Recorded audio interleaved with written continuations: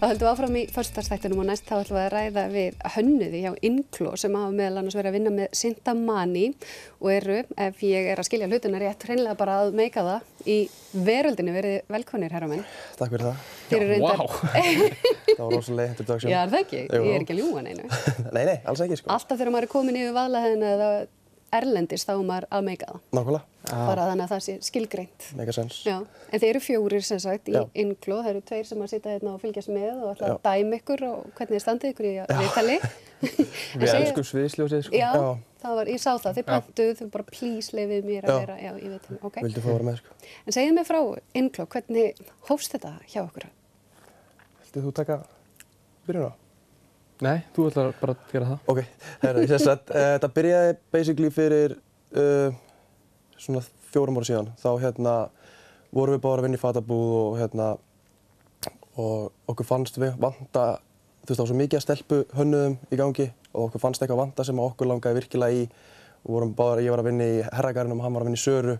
Við vorum mikið að versla á netinu, þannig að við fórum svona að pæla, hvernig getum við, þú veist, í staðinn fyrir að panta alltaf föt, getum við bara gert það sjálfur og eitthvað svona dót, sko. Já, fannst okkur allir kannski vera í svona sama og okkur langaði að vera í einhverju kannski svona öðruvísu heldur en allir aðrir og byrjuðum kannski svona þess að fikta okkur eigin hönnun. Já.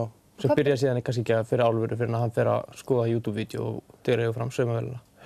Ég byrjaði sem sagt að sauma, ég tek saumavélina ömmu og byrja að sauma sjálfur, æfa mig og Róbert segir við mig bara mér langar í svona og síðan bara vinur okkar segir mér langar í svona og þá fyrir Róbert að segja, þú veist, að ég geti selta og fyrir að gera heimasíðu og byrja svona sölusvið.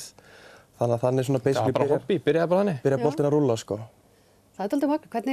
Hvernig var tilfinningin að rífa upp saumavélina og fá að gera þetta bara sjálfur? Ég bara, þú veist, veit ekki, þetta er bara svona, þú veist, æfingarskap meistarann. Þetta er bara basically... Það var skammalegt bara til að byrja með þessu. Já, það var, við getum alveg sett að gæðin hafi ekkert verið svo bestu þó að fötin hafa alveg lúkkað vel á manni, sko. En það var ekkert að stoppa ykkur í að kaupa þannig séð af okkur, en við byrjum samt á því að panta inn til dæmis lírabóli, látum logoð okkar á og byrjum þannig að koma vörumerkin í gang. Síðan seinna þá einmitt fann ég saumálinn og byrjaði eitthvað að sauma og þannig byrjum við svona þetta online dót sem við erum í. Og hvað fáðu þið hugmyndirnar og hvernig virkar sköpunarferlið? Svona til að byrja með að kannski drógu hugmyndirnar bara frá einhverju sem var að gerast bara í tískuheiminum þá, eitthvað sem að síðan tók kannski hálft ár eða eitthvað til að færast yfir til Íslands. Eða eitthvað svona, maður kannski bara sjá einhverja gæja í vídeo, við hlustuðum mikið að hip-hop og eitthvað svona, sáum hvað þeir voru að klæðast og fórum kannski að leita einhverju sambærilegu hérna heima, fundum kannski eitthvað á netinu og eitthvað svona og vorum þá meira bara svona að stytta leiðina í að eignast fötin með að búa til sjálfur. Og fengið kannski strax viðbrögð þá, það var ekki bara fyrir ykkur, bara fleiri eru klárir. Algjörlega, sko, þetta byrjaði rosalega mikið þannig, sko, því að það er svolítið oft þannig með Íslendinga að þetta verður ekki cool fyrir en þetta er cool úti. Þannig að þú veist, og ef einhver frægur sést í fötunum þá er þetta loksins flott á Íslandi. Og það var svolítið þannig með okkur. Við byrjum á að einblína bara á erlendamarkað. Við vissum það að við ætlum að ná eitthvað langt hérna heima þá þyrfti að vera cool úti líka. Já. Þannig að við byrjum svolítið mikið á að herja á erlendamarkað bara strax frá upphafi, sko. Eða Róbert reyndi að gera það. Og hvernig virkar það? Hvernig fer maður og herjar á erlendamarkað í fatabransanum? Getur bara spurt hvern sem er, sko. Þetta er bara að vera virkur á samfélagsmiðlunum og kunna nota það, sko, í rauninni. Og við erum aðalega að vinna með samfélagsmiðluna online. Og hvað með, eins og þú varst að tala kannski eitthvað celeb eða eitthvað, að reyna að ná þeim í fötum, hvernig? Það var samt aldrei neitt markmið, við bara vorum til dæmis bara duglegir að pósta og vorum kannski, byrjuðum að gera alltaf á ensku og af því að við ætluðum kannski svona að hugsa þannig, við erum bara eitt pingulítið brand, hvernig getum við einhvern veginn náði sölu, kannski einu í Bandaríkjunum, einu í Japan og telur allt, þannig að við bara vildum vera bara á ensku.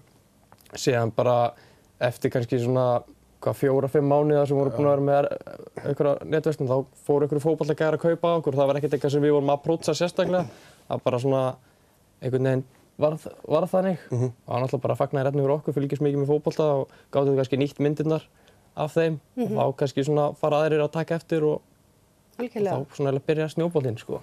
Finnið alveg fyrir því þegar það er eitthvað sem birtist einhver á samfélagsmiðlunum, einhver sem að fólk þekkir að það... Já, það kemur bara bylgjast strax í kjölfarið í rauninni, sko.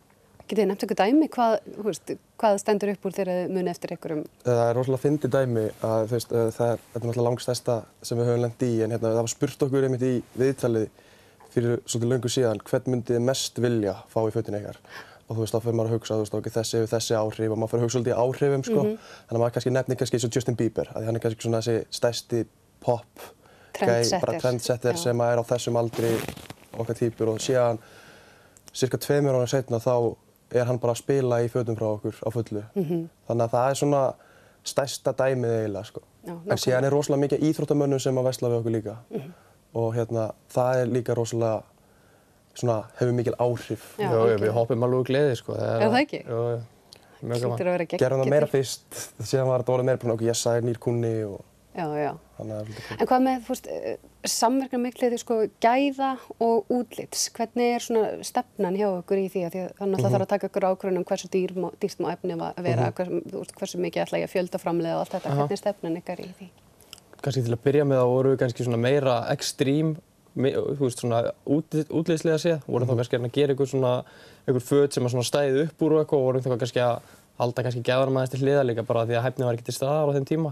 Og síðan bara við þróast einhvern veginn þannig að við reynda svona ná jafnvægi í því og auðvitað náttúrulega skiptir rosalega miklu máli að fatna þessi þægilegur eins og hann er flottur, sko. Já, algjörlega.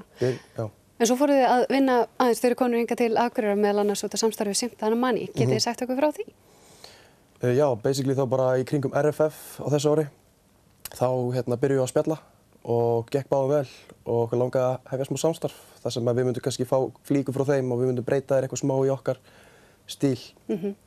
Og það fyrir að rönnuð okkar, það gekk rosalega vel, seldist upp. Þannig við ákváðum að gera bara seinna rönn núna og erum núna ætlum að Já, líka bara mikið viðurkenning að fá að vinna með svona rótgrónu fyrirtæki eins og Sympta Money og svona lærum mikið af þeim og bara þú veist, skemmtilegt að fá að taka þátt í ykkur svona verkefni með þeim. Og hvað er það sem þið eru að kenna núna? Svo ég forvitnist um það. Í rauninni var þetta bara svona lítil lína af fötum sem að bara eru gerði í samstarfi við okkur. Og einnig nýju vetralínun okkar sem eru jakkar og peysur og eitthvað svolítið. Og hvernig er ástriðan í þessu? Eru þið alveg targetaðir á því að halda áfram og taka næstu skref? Já, við verðum að vera það. Við erum búin að leggja allt of mikla vinnu til þess að fara að gefast eitthvað upp núna, sko. Já, líka bara leið að þetta verður leiðilegt, sko. Þá kannski verðum að gera eitthvað annað bara. Það er bara, ég mæli með því. Ef eitthvað er sem ég er búin að læra, bara ekki, don't do boring. Það er drullu gaman, sko. En það er alveg skemmtileg tíma framundan. Við höfum alltaf saumað allt eftir pöntunum nánast, þangað til mitt þetta ár og byrjuðum að pröfa framleiðslu erlendis og þá í Evrópu. Og núna næsta ár, núna í janúar, erum við að fara að kynna vörulínu fyrir búðum, sem sagt í Bandaríkjunum. Og það verður svona fyrsta stóra skrefið okkar úr því að vera sauma allt sjálfur yfir því að vera meira seasonable merki. Er eitthvað, hvað hefur komið ykkur mest á óvart í þessu ferli frá því að þið rifið upp fyrir þessum ótrúlega langa tíman síðan þegar þið voru 18 ára, hvað, fyrir 4 árum eða eitthvað?